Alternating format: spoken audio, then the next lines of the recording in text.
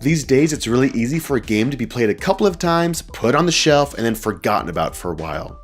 It takes a lot for a game to stand out, but through its art, through its theme, through its unique experience, a game can really stand out and stand the test of time. Feudum stands as a beacon of light in this onslaught of new and shiny, through its art, through its experience, and through its awkward monsters. I'm Jacob Russell, and this is the Gamer Curator. Feudum is designed by Mark Swanson with the art by Justin Shultz and published by Oddbird Games. I feel like I finally hit that time in my board game journey where I would much rather play the same game multiple times rather than a new game every time I meet up with my friends. A game, in order to do this, needs to have substance, needs to have something that I can sink my brain teeth into. Feudum does this by creating a beautiful tapestry of charming theme, approachable mechanisms, and a very engaging player experience. Justin Shultz has created a work of art with character. Everything from the characters that are on the edges of the board, down to the vibrant colors and the iconography that helps explain everything. Even the miniatures that you use, the monster and the serpent and the mermaid, they have that same character that evokes that same reaction. They aren't your normal miniatures, your plastic ones that look like everything else that you see. No, these match that color, that vibrant color that's totally different from any game that I've seen and just invites you into that world. I love the character, the charisma that this art really does have. And as you can see, it brought in a lot of people. It really helps pique that interest as people are walking by. As you are teaching this game, the art just stands out and makes this game so much more approachable. This is a heavy, heavy game, but it's treated so lightly and with such amazing character that it doesn't seem that bad as you're starting to get into it and sink your teeth into it. There is such a rich concept of narrative, of story in this game, but it's not through text. It's through the visual style, through what's happening on the board that helps tell this story. And I love when a heavy, heavy game can do this, where it's not just all about the amazing mechanisms that you're playing with, that you're manipulating, but the story that's unraveling. And I love when a game does that through its visual style. There's no flavor text on the cards. There's no flavor text on the board. The rulebook does tell a story of what's actually happening and does set the scene, but that story is carried out through gameplay, through what's actually happening on the board. You see smirks and these weird glares from the characters on the board, and you get the emotion that they're trying to convey, and it tells this story. And I absolutely love when the art can do that in the game. This game does not use miniatures as a crutch. The few that are in there help tell the story and help bring that charm to life, but they do not distract. I really think miniatures would distract from what's actually happening on the game, from the narrative that's being told through the visual elements. And I'm so happy that they did that. I love that I don't feel like I need miniatures. Now, I do love my miniatures. I have many games that have miniatures, and I love what they add to those games. I really just think this game would not be this rich experience if it did rely on miniatures. I do love how your units are abstracted down to wooden cubes, and depending on what side those cubes are on is what type of unit that is, and how it interacts with the different guilds around the board. I love how you can quickly look and see that, and see how things are interacting and affecting other things. With miniatures, you wouldn't have that. But it's so easy to see what's happening on the board because things are abstracted down just right. There's this great balance of abstraction, and I think it helps tell the story. It helps that narrative be driven along because of this beautiful way they portrayed the art through the wooden cubes, through the characters on the board, through the cards that you're able to play that have those characters on it.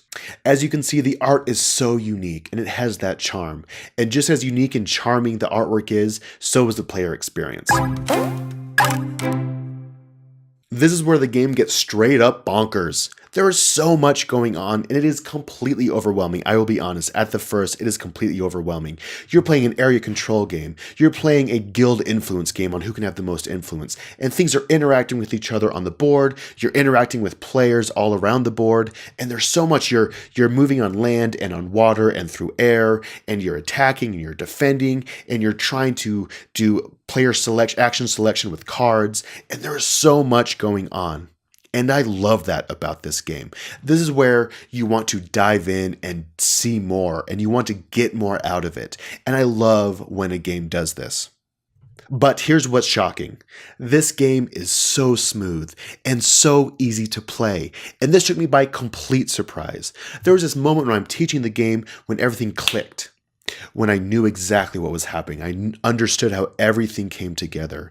It was actually very easy to teach this game. I was overwhelmed. I was like, how are people going to want to play this? How are they going to sit through this explanation of the rules? But as I did it, everything just flowed so well.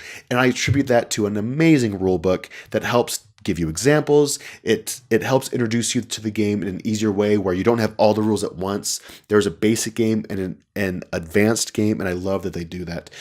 Either one, you still feel like you're having this great crunchy experience. And this idea of it being very easy to teach took me by surprise. I was able to teach it. Now, it took me a long time to teach. This is still a game that does take an investment, and that investment is what's important. But I probably taught this game in about an hour, and this is a 3-player game for the first one, and it took us about 3 hours to play, but everyone loved it and wanted to play it again. And that is a testament of an amazing game, an amazing experience. They wanted to come back and experience that again. I want to talk about this idea of investment, of investing your time into this game. This is a game that does not take advantage of your time. Yes, there's a lot to learn and there's a lot to understand, but things just flow so smoothly. The way things interact just makes complete sense. There's iconography on the board that helps you understand what's happening, and when you bring it out, it's easy to teach the game again. I don't feel like I need to go back and read the rulebook every time I teach this game. I feel like I understand it just by looking and be like, okay, this does this because I understand what these icons mean, and everything just flows so well. This game is worthy of the time investment, and I cannot emphasize that enough. It's so easy to just fall back on very easy games that you can just bring out, and I understand the time and place for those, but there is definitely a time and place for this game. It is worth the investment that you take in learning the game yourself, in teaching it, and in playing it over and over again. I didn't even touch the expansions that come into it, but I'm so excited to dive into it that deeply and to get into those expansions. I love that a game has pulled me into it that much that it's made me want to invest that time into it. There are not a lot of games that have made me want to do that. And this is one that is just, I get so excited every time I think about it and playing it again, and how I should change my strategy, how I can achieve the goals that I want to, and see how things interact and test things. I love when a game does that. The bulk of the complexity actually comes from unraveling the strategy. It's not the rules, but it's trying to find that strategy, and it invites you to unravel it, to unfold it, to see how things are going to play out. Often I make a joke as I'm teaching a game where I say, okay, this game is complicated, but it's not complex. In this game, when I broke it out, I was like, okay, this game is complicated and also complex, but it totally just makes sense and it flows. And I love how it brings you into it despite that. The experience overall is one of excitement, of curiosity, of trying to see what works and what doesn't work, and seeing how things just interact. I've never played a game like this. How it blends the mechanisms of area control, of influence, so well together, and there's just so many other aspects that I'm not getting to because the game, there's just so much to this game. But I promise you, if you invest the time, if you invest the effort into trying this game and playing it, then it will be completely worth your effort. As you can tell, I love this game. I'm excited every time I think about it, every time I think about how I want to teach other people this game and get them involved and share that excitement with them. I cannot overemphasize the value that you'll get from this game. The investment that you put into it, you will get more back from it. It is worth your time. It is worth your investment. I'm so happy I was able to play this and share it with others, and I'm excited to see what comes from it as I play it more through the expansions, through even just the game. I feel like there's so much already. I have no desire to bring in expansions yet. That's a long time coming down the road. I absolutely love this charming, charming game. I'm Jacob Russell, and this is the Gamer Curator. Thank you so much for watching. I'm so happy that you joined me with this game. Please follow me on social media. I'm at the Gamer Curator on Instagram and on Twitter, and I'd love to have a chat with you there. Thank you so much.